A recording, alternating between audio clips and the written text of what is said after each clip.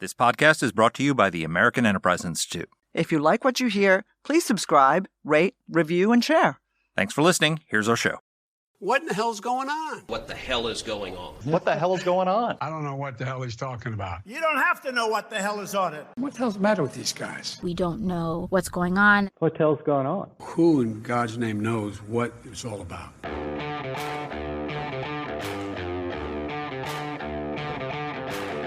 Hi, I'm Danielle Pletka. And I'm Mark Thiessen. Welcome to our podcast. What the hell is going on? Mark, what the hell now? What the hell is going on is we're talking about UNRWA. And for our listeners, Danny, tell us what UNRWA stands for. UNRWA is the United Nations Relief Works Agency for Palestine Refugees, UNRWA. So sounds like a great organization, doesn't it? Helping refugees, right? It's a good thing. Well, not so much. This has become known to millions of Americans now because Israel released intelligence showing that at least a dozen members of UNRWA staff from Gaza, participated in the October 7 massacres of Jews where they crossed over and killed and massacred and raped and burned. And gosh, we were just talking before we went on the air about the videos of this and whether or not to see them. And you chose not to see them. And I've chosen not to either, but just horrific crimes. And then thousands of UNRWA members on WhatsApp and Telegram channels in real time celebrating the murder of innocent Jews, celebrating the capture of these hostages. And this is all being done under the imprimatur of that wonderful organization known as the United Nations. Danny, what the hell is going on? Wait, it gets better. But Mark, it gets better. I feel like we're on late night TV. It gets better. The American taxpayer is paying for this, right? The United States has given... That's you, dear listener. Yeah. If you're in the United States, you are paying for it. And if you're not in the United States, if you're not in the United States, you're paying for it if you're in Germany, if you're in Australia, if you're in Japan, if you're in London, France, all the people are paying for this. And all I can say is the American taxpayer has put in over the last... let me put it at the last 3 years, probably creeping up on $1 billion into the United Nations Relief Works Agency. Now, we're going to spend a lot of time talking today with our guest about what's happened since October 7th. But you know, Mark, I've been in this business a long time. I used to live in the Middle East. Let me tell you something. UNRWA has been in the business of extremism, in the business of terrorism, in the business of creating problems with Palestinian people around the world for decades. I sat outside a Palestinian refugee camp in Lebanon probably 25, 30 years ago and talked about how terrorists were being trained inside UNRWA facilities, about how UNRWA was watching as extremism was being celebrated. UNRWA was around teaching the children who eventually went and committed the Munich Olympics massacre in 1972. UNRWA has been part and parcel of the Palestinian issue and of the terrorism that has arisen out of it for decades. This is just what has happened since October 7th, is just the apotheosis of it. Absolutely. So I want to play a little bit of a video that was posted of children at an UNRWA schools who are being interviewed. And I'm going to play it. I just want you to hear their voices because these are very small children. And I'm going to read you because it's subtitled. If we're not on YouTube, so you can't read the subtitles. So we're just going to play a little bit of this, and then I'm going to read you the subtitles.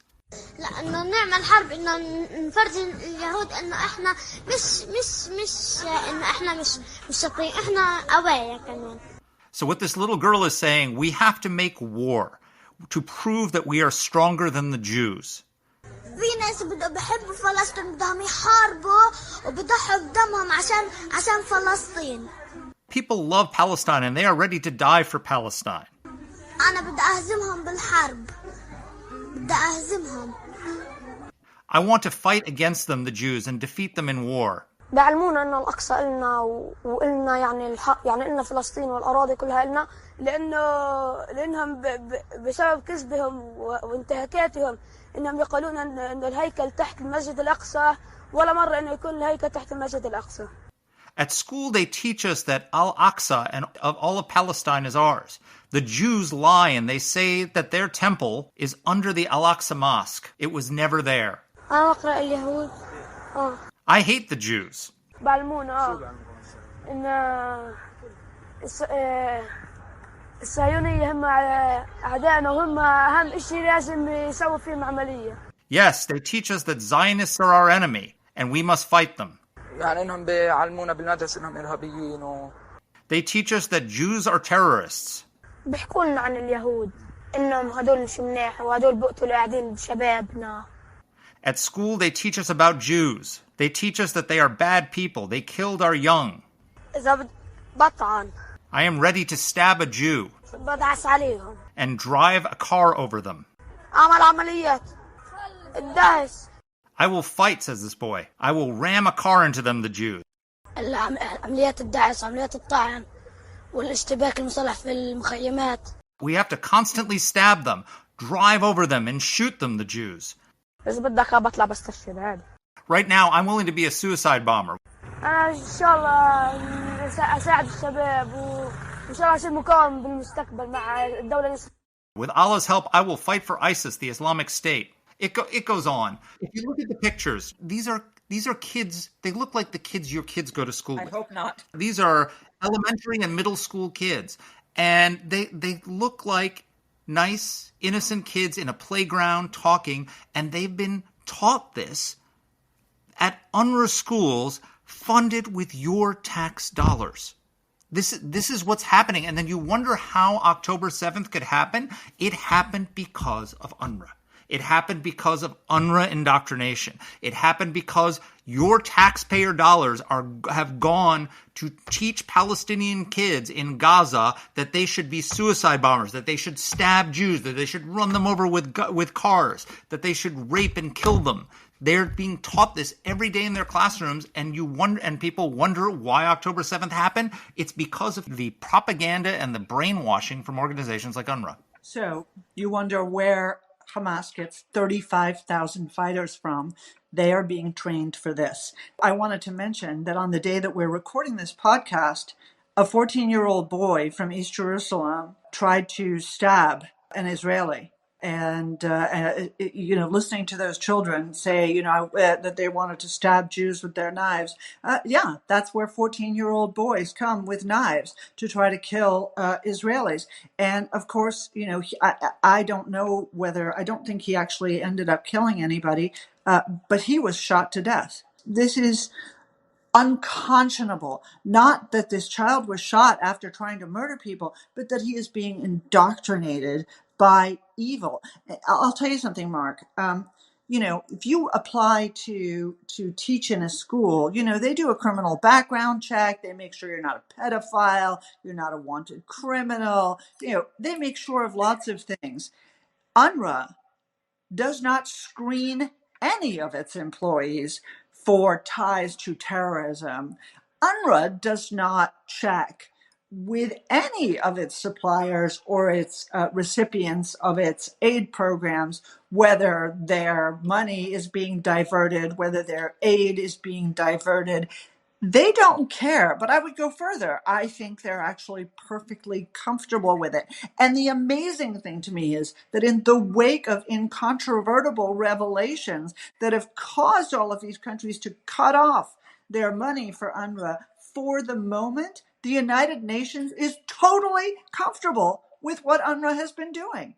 Okay, just to underscore what you said, Danny. So there was a poll in 2016 done in Gaza and the West Bank, and they asked, to what extent do you support or oppose the continuation of knife attacks against Israelis?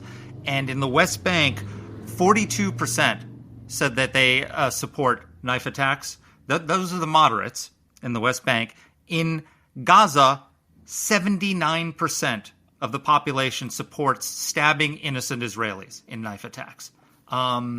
That's what we're dealing with here. And here's the problem, is that everyone the Biden administration, and for lots of domestic political reasons, they're terrified of losing Michigan and the Arab vote, which they depend on to win there. And so there's lots of political pressures on them. But they keep pushing for a two-state solution.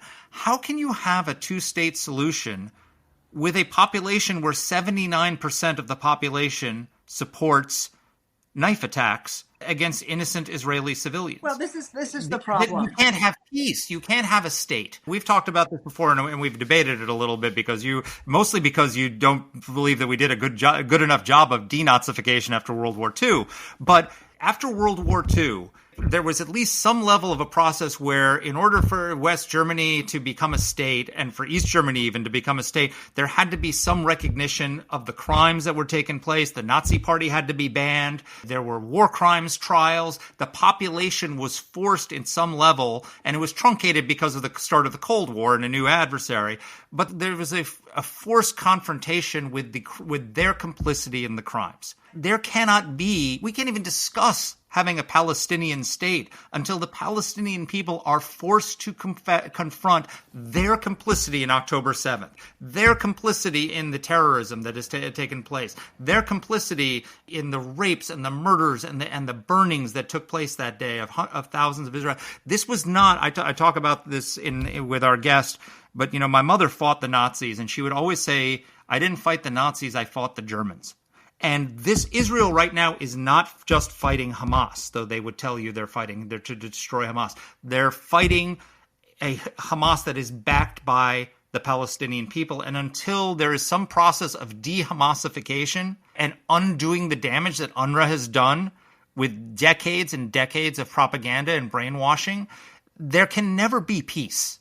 There can never be a two-state solution unless that process is undone and the damage of this indoctrination is undone. Well, I'm not sure that, as I've said more than once before in this conversation, that sort of de-Hamasification is entirely possible. But I will say this: it may not possible. Well, actually, that's right. A Palestinian state isn't possible until there's a partnership for peace. And the problem here is UNRWA and its staff have become intrinsic to the problem, not to the solution.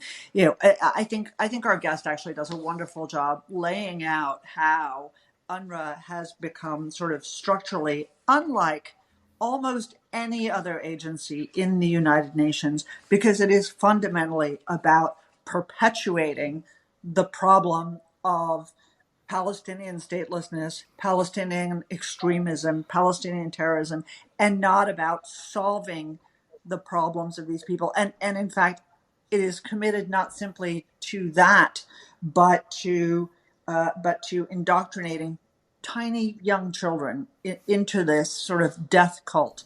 It is heartbreaking. It's wrong. Well, but the last thought, if you can break that death cult, you can, what the beauty of the world is that those young children, if they're not being indoctrinated, actually don't grow up believing this stuff. It didn't take very long for a new generation of Germans to turn their backs on Nazism. We were allies with the Germans very quickly after that. So if you can break the cycle of indoctrination and let a new generation rise up, it takes a while for the last generation to die off, and maybe the IDF can help speed that process along. But you can quickly raise up a generation that actually doesn't believe this crap. Well, that assumes that a very different set of circumstances, I think, Mark, than occurred in 1945. But that's a fight we can have over a martini someday. Let's welcome our guest. He's not been on with us before, but he's an old friend. Jonathan Schanzer is the Senior Vice President for Research at the Foundation for Defense of Democracies. He worked as a terrorism finance analyst at the Department of the Treasury, where he followed and froze money that was going to Hamas and Al-Qaeda. He's been previously at the Washington Institute for Near East Policy and at the Middle East Forum. He's written an enormous amount on this, and he's recently testified, really influential testimony before Congress on the question of what to do about UNRWA. Here's our interview. Jonathan, welcome to the podcast. Pleasure to be with you. So you just testified on Capitol Hill about that storied organization, UNRWA. There are reports from Israeli intelligence that at least 12 members of UNRWA participated in the October 7th attacks and that thousands more celebrated them on Telegram. And it seems like there are a lot of Hamas people in UNRWA. Unpack this for us. Tell our listeners what they need to know. So first of all, it was actually my colleague Rich Goldberg who had the most recent testimony on UNRWA. I've testified about UNRWA multiple other times leading up to this moment. But really, the problem with UNRWA is, well, it goes back almost to the beginning of the conflict. And you have to understand, this is an organization that was created in the immediate aftermath of the Declaration of Independence by the State of Israel. It was designed initially to deal with a relatively small problem, and that was that there were something like 600,000 Palestinian refugees who were forced out of their homes or lost their homes in a war that, of course, they declared on Israel back in 1948-49. But UNRWA was created to try to deal with this problem. Now, the very fact that UNRWA had a mandate was a bit strange, because when we think about the refugee issues everywhere else around the world, there is one agency and one agency only, and that is the UN High Commissioner for Refugees. And yet somehow the Palestinians have this agency dealing with their refugee crisis sui generis. So now, over the years, first, UNRWA became part of the narrative that every one of these refugees would go home. And that, of course, meant that they weren't talking about, two-state solution. They were talking about the destruction of the State of Israel. So that was problematic, but nobody seemed to mind a whole lot back then. Then what we began to see is the creation of new refugees by this agency. So in other words, rather than resettling them, they created this process where the descendants of refugees were also considered refugees, to the point that today, rather than 600,000, we have 5.9 million people claiming refugee status. That is an insane number and, of course, mathematically impossible, given that the vast majority of the original refugees have passed away due to old age and sickness and everything else. So these are the sort of core problems. But then in recent years, specifically since the 2007 Hamas takeover of the Gaza Strip, UNRWA became a partner in the governing of Gaza. And in so doing, they not only produced a ton of just terrible material in the schools and in the kind of cultural areas where they're active, but we began to see Hamas guys firing rockets next to schools and hospitals run by UNRWA, tunnels under those facilities. And now all of a sudden we're hearing about actual fighters. We've long heard about some of the people that have been teachers and moonlighting as Hamas, and they were dismissed, and it was driving the Israelis crazy that no one was listening. Well, I think right now a lot of people are listening, especially now that UNRWA has at least seen a temporary pause in funding by the United States, as well as a number of other Western states. So now the question is, will they finally collapse this rotten UN organization, or will it live to fight another day? So, Jonathan, thank you, first of all, for being with us. I want to work backwards, if you will, because I think the history of UNRWA is important. But I think the place that you start with, which is the rot at the center of it, is really important. So, of course, you're 100% right about Gaza. Ever since Hamas took over, UNRWA has really been integral to the functioning of Gaza for so long that it was almost a seamless transition for them to meld themselves with the Hamas leadership. But they've gone further than that, right? So tell people a little bit about what Hamas, slip of the tongue there, what UNRWA does in Gaza, Freudian and factual, and what UNRWA does in Gaza for the people in the Strip. Well, I would actually argue that it doesn't do much, but what they advertise on their website is that they provide food and medicine and education and a whole range of social services to the people of Gaza. And a lot of people would say, well, that's great. And because the people of Gaza need it. And I actually would say, yeah, maybe.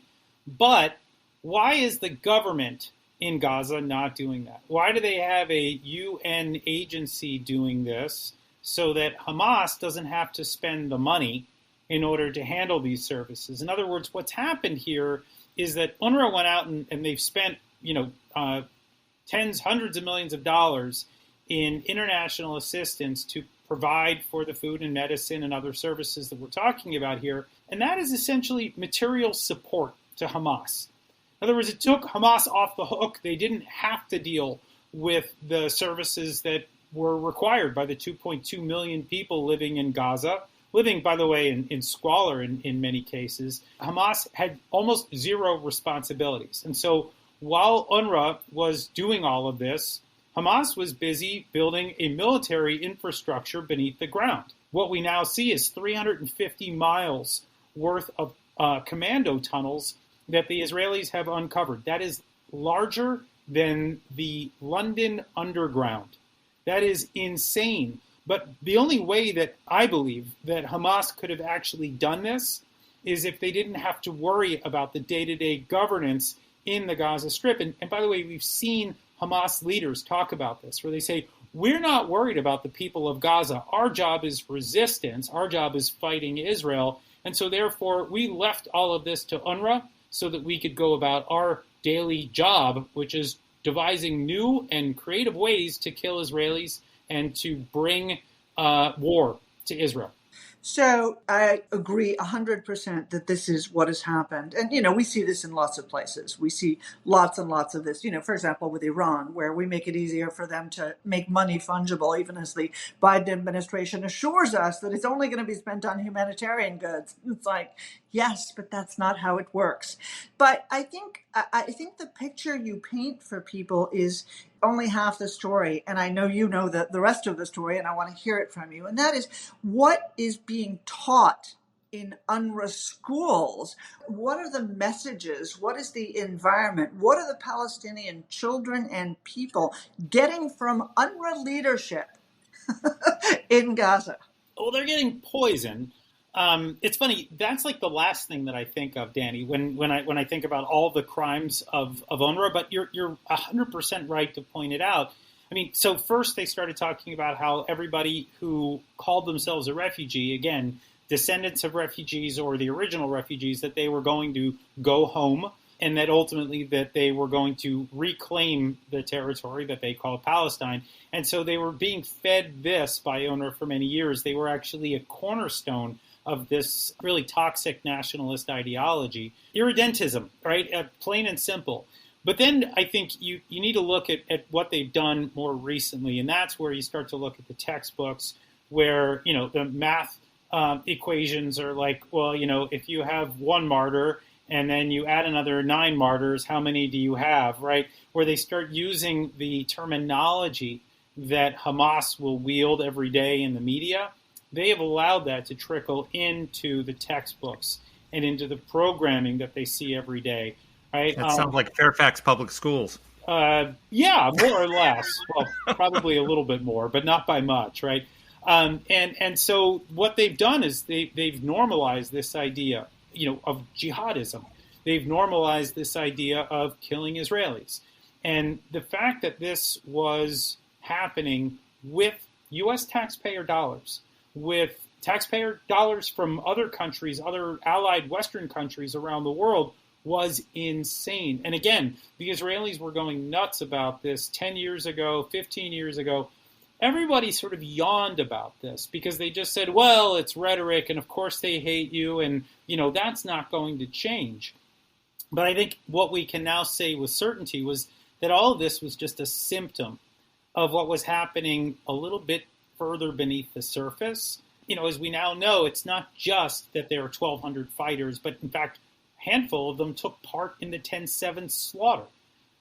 There was a WhatsApp group of UNRWA employees that were cheering on the slaughter of 10/7 and begging for more. In other words, the rot goes deep here. It's actual violence. It's incitement to violence. It's the normalization of violence. it should be unthinkable within the UN system. But even right now, we're seeing that the UN Secretary General, Antonio Guterres, is not even talking about shutting this down. I mean, UNRWA's out there saying we need more money. And the UN seems to be backing this up. And we're finding, crazy stories coming out of Europe. I think Spain and Portugal are now giving more money to make up for what the U.S. has cut temporarily. And the U.S. is not even sure that we're going to keep a permanent cut to funding in UNRWA. What we should be doing is finding another agency. It's not like there aren't other UN agencies that could fulfill the functions of UNRWA without the terrorism, without the sort of genocidal rhetoric. We can easily find replacements here. We're just not doing it. You lead me to the question I was going to ask. I mean, UNRWA's existed for decades, but only now has the Biden administration, which is, from the pro-UN side of the American political spectrum, cut them off. There are 18 countries that have suspended their funding to UNRWA. I mean, what changed to cause all these countries to suddenly wake up and realize that their funding was supporting terror? Is it just the 12 people who participated? Is it the Telegram channels? Or is it has the whole thing just caught up? Oh, I think the whole thing's caught up, and this narrative has been building from 10/7, but certainly even well before that, as the Israelis have been complaining, and as advocates of Israel here in the U.S. have been talking about till they've been blue in the face in testimony and in books and in articles. No one seemed to care, but I think actually the thing that finally broke the dam was the Israelis pulling together intelligence and sharing it with the United States and sharing it with other allied countries, showing beyond a shadow of a doubt that UNRWA was involved not only in the 10/7 slaughter, but that UNRWA has been involved in terrorist operations going back for quite some time.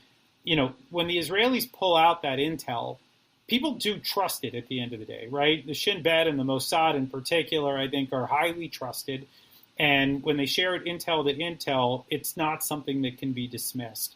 And so that finally happened here. It does make you wonder why the Israelis didn't do this sooner, because I think we could have maybe put a stop to some of this sooner. But they've done it now, and people are finally talking about it. But honestly, I'm still concerned that the Biden administration is putting a pin in this. It's just a temporary pause. It's not a long-term fix. It's not, they should be tearing this thing apart. They should be destroying it and creating something else. There should not be local workers from Gaza involved here. There should be outsiders only. It should be trusted NGOs doing this. It should be trusted UN agencies doing it.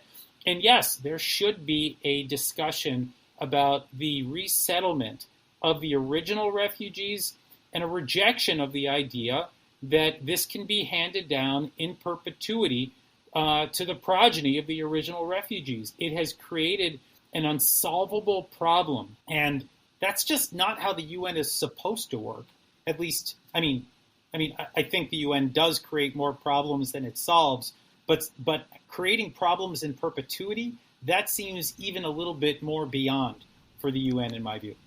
Now, talk to us a little bit about the brainwashing and the indoctrination, because this seems to be the root of the problem in the entire Israeli-Palestinian conflict beyond just October 7th. I've told Danny this before, and I've talked about it on the podcast. My mother fought in the Warsaw Uprising against the Nazis. They took back the city of Warsaw for 63 days. And I would always say, my mother fought the Nazis. And my mother would always correct me, and she'd say, no, I fought the Germans. And it was an important distinction because the German people were complicit in Hitler's crimes. And they supported Hitler in large part. And you could not have a normal Germany living side by side with the rest of Europe until there was a process of denazification. And I don't mean the debathification in Iraq, which went so poorly, but there was a process of forcing them to confront their crimes, forcing the German people to the trials and all the rest of this. And it seems like there can't be everyone's pushing for a two-state solution. How can you have a two-state solution when 80% of the population thinks that October 7th was just fine? Isn't this UNRWA and what they're doing the reason why you can't have a Palestinian state? It is among the reasons. By the way, I'll just note, debathification may not have gone as poorly as you think. I don't see much of the Ba'ath Party anymore in Iraq, but maybe that's another episode for another time. Yes. And maybe with Michael Rubin and not with me, but let me just say, I believe that UNRWA is a huge part of the problem. You have an indoctrination of 2.2 million Gazans, where you see the way that the kids have responded to this, that they've bought into a certain culture. You see it, obviously, adults continuing to embrace this notion that, Israel's a temporary problem and that eventually these people are going to go back, even though we've now seen 75 years, a track record now of a country that's not going anywhere. UNRWA has been part of this narrative that Israel is going to go away. And then, of course, this makes them wildly popular in the Gaza Strip. This is a narrative that is parroted or maybe even originated by Hamas, but it's actually not even really rejected by the PLO, by Fatah, by the so-called pragmatists or the moderates within the Palestinian political arena. And so what you have is actually, there's a bigger problem even that maybe we could point out here, and that is that the international community has allowed for this garbage to go on for as long as it has. That, in other words, these narratives come out of the Palestinian political space and they continue to call for the destruction of the state of Israel. They continue to call for genocide. They call for basically wiping out a country of 10 million people. And no one says, wait a minute, that's a really bad idea. You are agitating for war. You are raising future generations of people that are continuing to talk in this way. And that is not what we want to support any longer. So as the international community, we're going to cut this off. We're going to nip it in the bud. That has never happened. There have been a couple of moments where they've tried to address the textbooks. Okay, maybe they got a few revisions here and there, but it really didn't change anything. And we always heard from UNRWA, well, we get our textbooks from other places, like Saudi Arabia. Great. Okay, those are probably the old textbooks now that the Saudis don't use anymore because they've gone through a process of reform.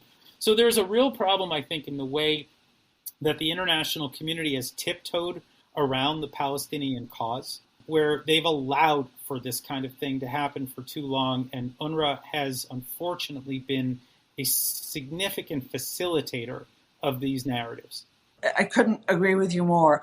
And I think we should underscore to our listeners as well that while we're talking today about UNRWA complicity, UNRWA support for UNRWA indoctrination in Gaza, the reality is that UNRWA exists in Jordan and in Lebanon and around the region. And the same ideological rot, the same textbooks, the same problem exists in all of their facilities. The only thing you can say about some of them is, oh, well, at least UNRWA's not there anymore. They're being managed mostly by Al-Qaeda. Yeah, look, the thing that people don't get, and it's a great point, is, you go up to Lebanon. And you go to the refugee camps there, and those camps are literally run by radical groups. The Lebanese army can't go in, right? And so these radical groups govern there, much in the same way that Hamas is governed in the Gaza Strip. And so, of course, this is the same garbage that the kids are going to be taught, the culture that is imbued within the population. It's never going to change. The radicalization levels are so incredibly high there, you can't imagine it. Then you go to Jordan, basically the same problem. Look, you could say that at least in Jordan, people are able to leave the camps. Fine, but they're still being indoctrinated with this garbage. And then even you go to the West Bank, and this does raise the question that I've always wondered. How is it that you can be living in the Palestinian Authority, right? You can be living under that government, and yet still find yourself getting services from a refugee agency when you're living in Palestine?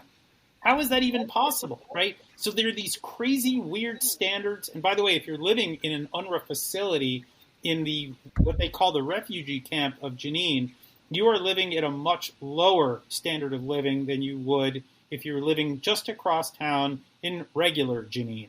And this has been a way that UNRWA has, they've ensured misery. They've guaranteed misery among the people, and again, 5.9 million people are on the registry of UNRWA. And these people they've been turned into human symbols of the Palestinian cause. and they are, by definition, miserable because the surrounding Arab states and the Palestinian people themselves want them to remain miserable, so they stay angry and want to defeat Israel in a future war. I couldn't agree more. And I mean, I literally just wrote a piece about this. When it eventually appears, I'll send it to you. Actually, what I wanted to ask, but I'm so riled up by this topic. I wanted to talk to you a little about money. Mark and I both worked at the Senate Foreign Relations Committee. We know who writes the checks. And yet I look at this and I see in 2022, when we were already aware of this problem, the United States gave $344 million to UNRWA, not all directly through the State Department, but through other agencies, through the Refugee Bureau, through AID as well.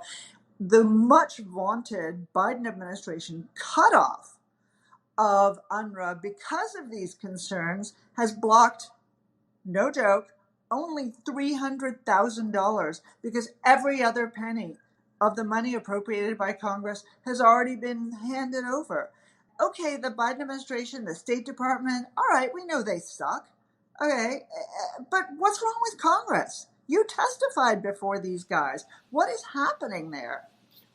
In short, I don't know. I think, again, this idea of tiptoeing around the Palestinians, almost infantilizing them to a certain extent, like, well, they need this and they can't do it without us. And, we need to just make sure. I mean, there is also, by the way, a fear of the so-called Arab street. There's nothing that makes anybody more afraid than, angry Arab populations that are upset with the United States. There has just been a lot of this.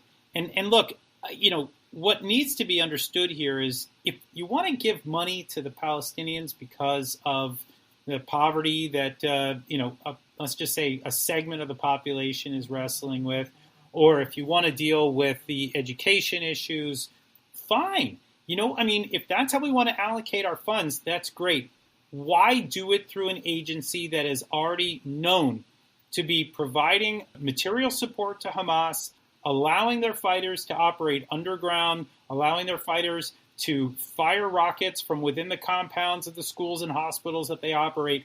We should know better, right? We should know that this is a rotten address for American aid, and I think most people know it.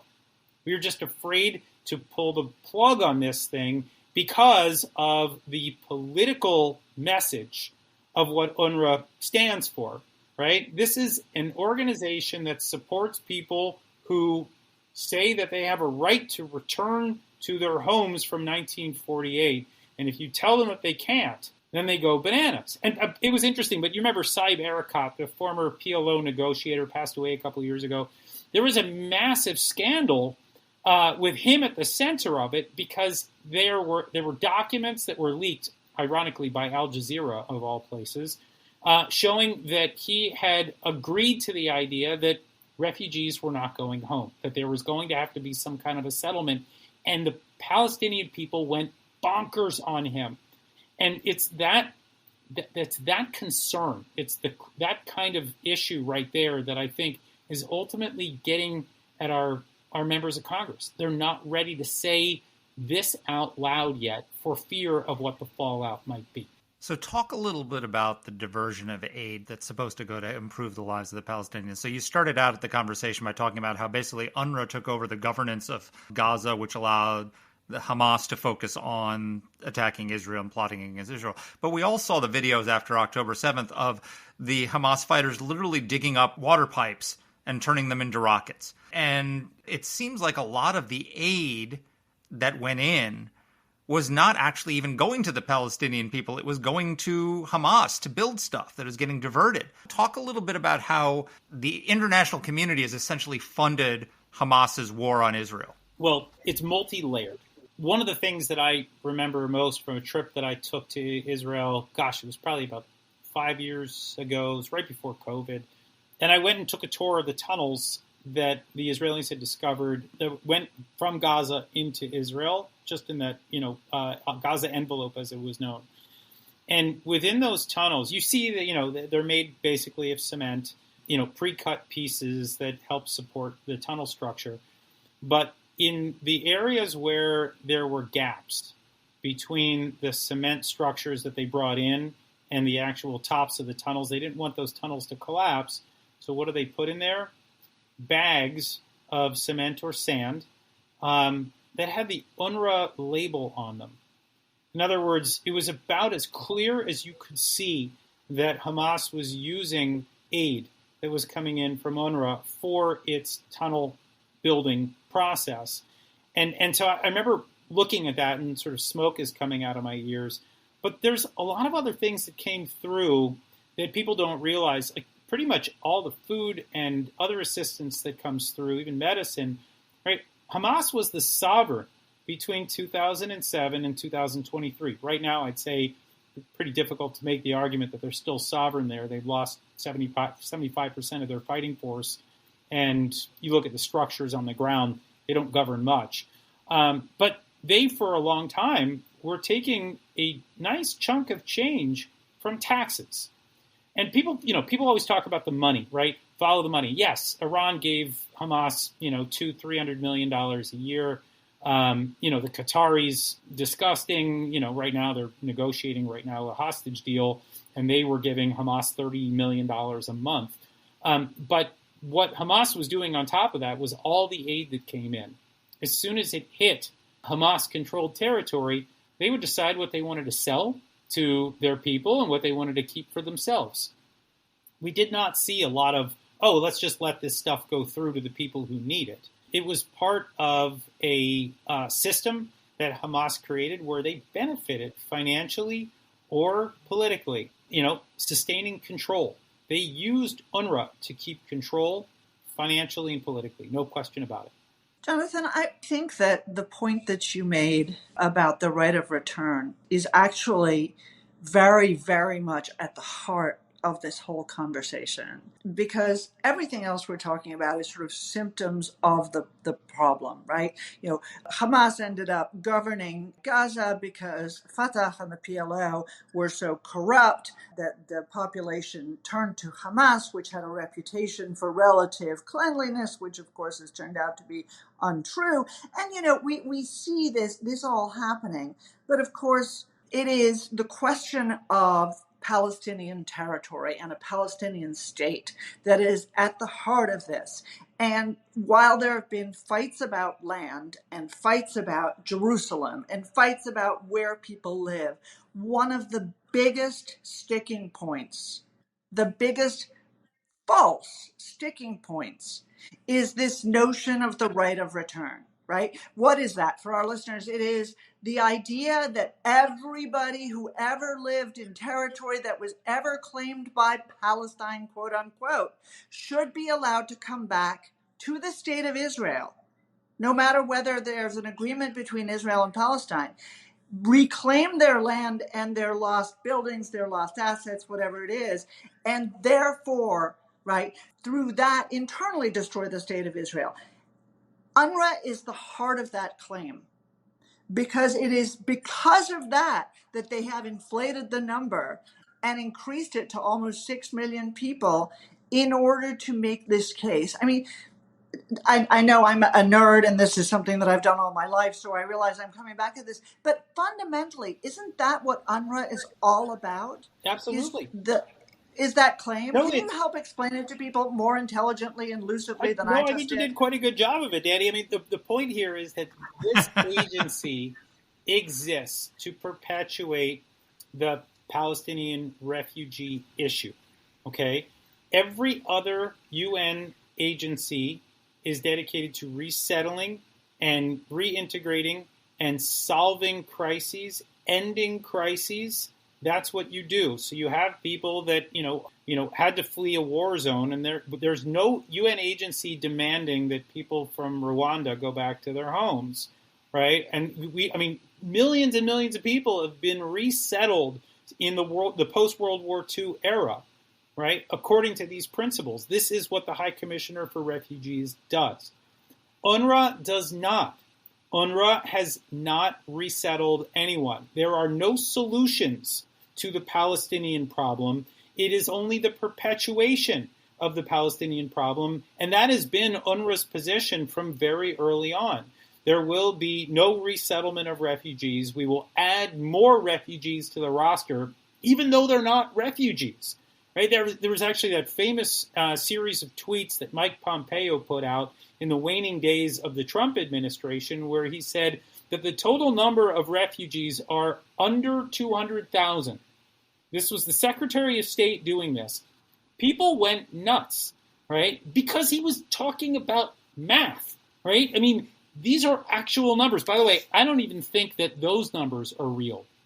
I've heard estimates from the Israelis that it's probably under 35,000 of the original 600,000 refugees from 1948 or 49. Look, I don't know how you get to the right number here. You know, that delta between 35,000 and 200,000 is significant in the sort of context that we're talking about here. But bottom line, UNRWA had no interest, has no interest in solving this problem. They look at the Palestinian refugees, or the so-called refugees, on their registry as clients, not as people who need assistance and that ultimately you want to get them off the books.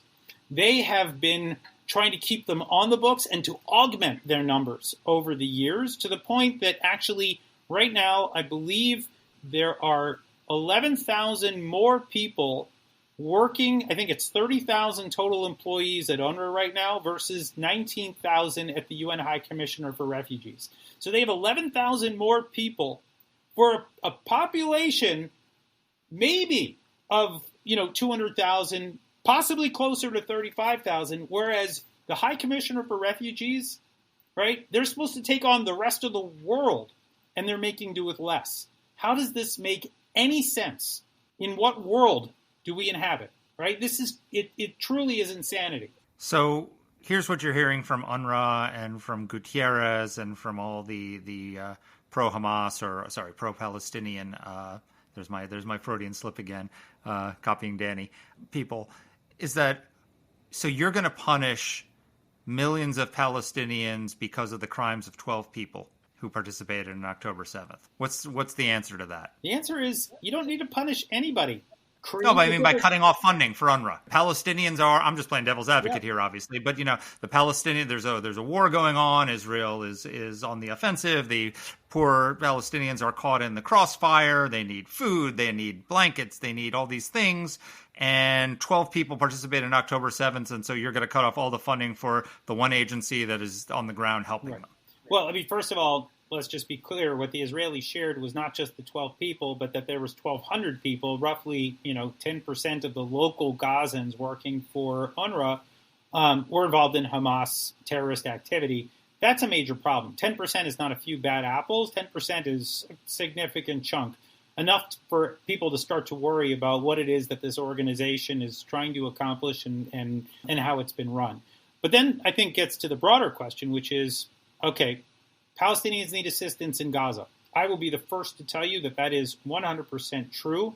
If you look at the misery there, the lack of supplies, the illness, the people who are internally displaced, no question. I mean, it's actually kind of ironic and sad that right now, for the first time, we have actual refugees in Gaza, as opposed to all of those that have been on UNRWA's registry who were not actually refugees. They had homes. Now those homes have, unfortunately, many of them have been destroyed in this war launched by Hamas. But then the question becomes, what do you do to help them? And I think the answer is, bring in aid, bring in assistance, have the UN help if the UN wants to help. Don't let it be this organization that has been infiltrated by Hamas, that has created a lot of the problems that we're dealing with right now and never solved them.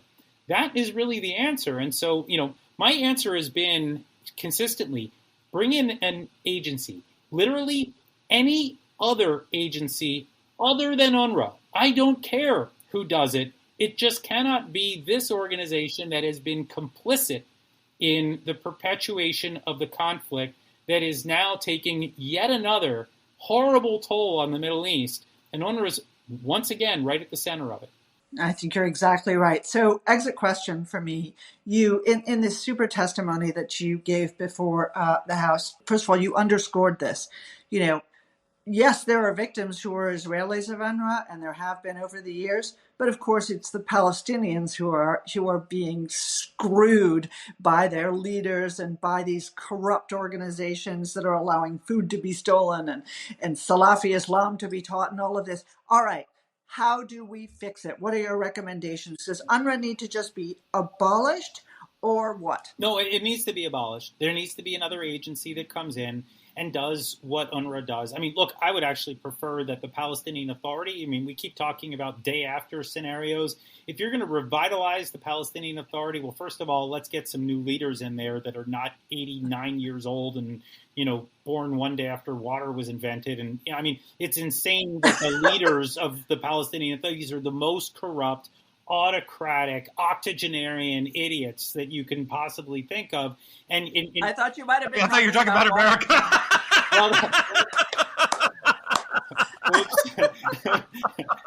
We're setting a great example here. Yeah, I guess maybe they're just following in the footsteps of our vaunted democracy. But yeah, there is no democracy there, and really, it is truly autocratic and horrible. So, if you're going to try to revitalize the PA, then maybe have them do what should have been done in the first place, which is there should be, a government handling government services. God forbid, right, that a government would actually do this and be responsible to its own people. But there are bigger problems too, because, we didn't talk about it here today, but Hamas and the PA are at war with one another. I mean, people talk about a two-state solution. There are two Palestinian statelets right now, and they're not governed by the same entity. So you need to solve that. You need to create a more functioning government. You need to get UNRWA out of there. You need to get a different agency, someone else providing that kind of assistance in the short term with a long-term plan that gets the government providing for the people again. That's really what we need to be doing here, but the idea of keeping a UN agency in perpetuity operating in a disputed territory where it's taking one side against the other and actually inciting to violence, this does not sound like peacekeeping. It doesn't sound like stability. It sounds like insanity. Well, you've unpacked the insanity for our listeners. I wish everyone had the same moral clarity as you do, but maybe in the wake of October 7th, things will change. So thank you. Thank you so much for joining us on the podcast and enlightening our listeners. Appreciate it. Pleasure, guys. So, Danny, what do you think? What sticks with me is, bad people are bad people, and that goes for the terrorists and the facilitators and the United Nations people who celebrate murder and who create an environment for murder. But what the hell is wrong with us? Okay, I expect nothing from people who among them have celebrated what happened on October 7th. I expect nothing from Hamas. I expect almost nothing from the Palestinian Authority.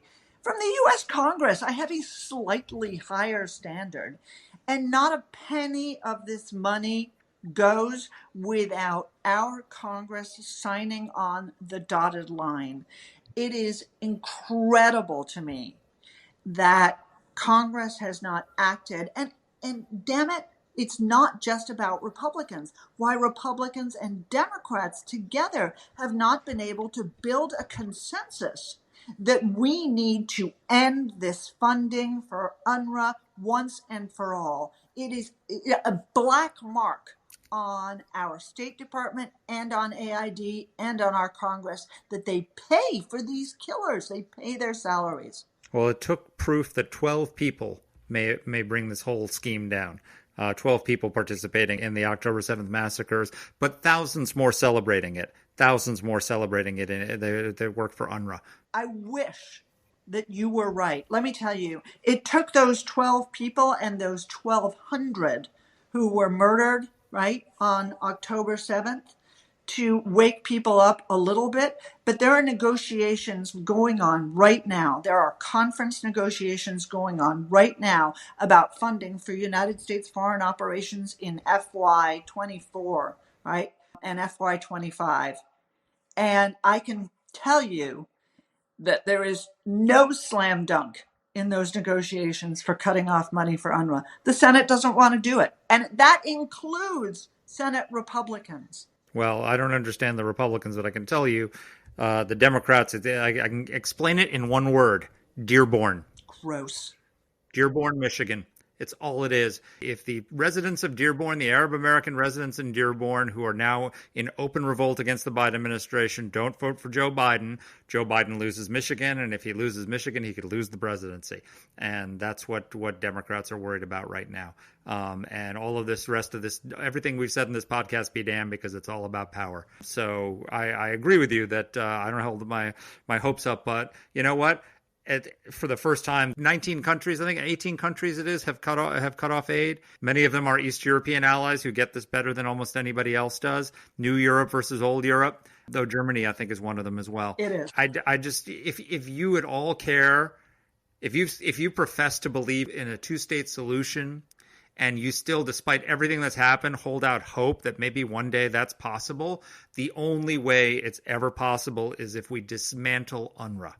Because literally it is the poison that is feeding the Palestinian people, the poison that is making it impossible for having two states living side by side in peace, as the mantra goes. And as long as UNRWA exists, there will never be a Palestinian state, because the Palestinians won't want a two-state solution. They want a one-state solution. That's what UNRWA is all about. They want a one-state solution. They want the destruction. And so if you believe in a two-state solution, if you profess to believe in a two-state solution, get rid of the propaganda machine that is feeding the Palestinians the idea that there is a one-state solution and it's not Israel, because that's what UNRWA does. Day in, day out. I mean, yes, their people participated in October 7th. Yes, they celebrated it. Yes, they're abusing hostages and all the rest of it. But that's just the latest. What they really do, what their bread and butter is feeding poison to Palestinian children to make them want to hate and kill Jews. They've been doing it for decades. And until they are defunded, then none of it, there's never going to be a two-state solution. So if you believe in a two-state solution, defund UNRWA, period. Amen to that, Mark Thiessen. Finally. Amen. Finally, we're going to end on a moment of accord, and a rare occurrence indeed. Hey, thanks for listening. Oh, we end on accord all the time. Oh, yeah, fine. No one believes you and your propaganda. I'm just perpetuating the myth that we hate each other. Do you know, Mark, by the way, one of our listeners sent, I didn't tell you this, and we can leave it on the podcast. One of our listeners sent me a very nice Christmas gift, and at the bottom, she wrote a little note saying how much she enjoyed the podcast. And at the bottom, she wrote, I didn't send one to Mark because I thought you could fight about it on air. And of course, you kept it. And of course I kept it. And it's February. I'm just finding out about the Christmas gift because you didn't want to share. Exactly. Now you know. Anyway, folks, thanks for listening. Don't hesitate to share your comments with us. Read the Substack. We'll have some more. Thanks for being here. Talk to you next week.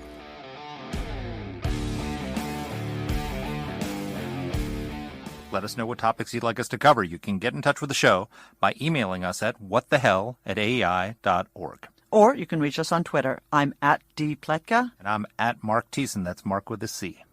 Please rate and review the podcast.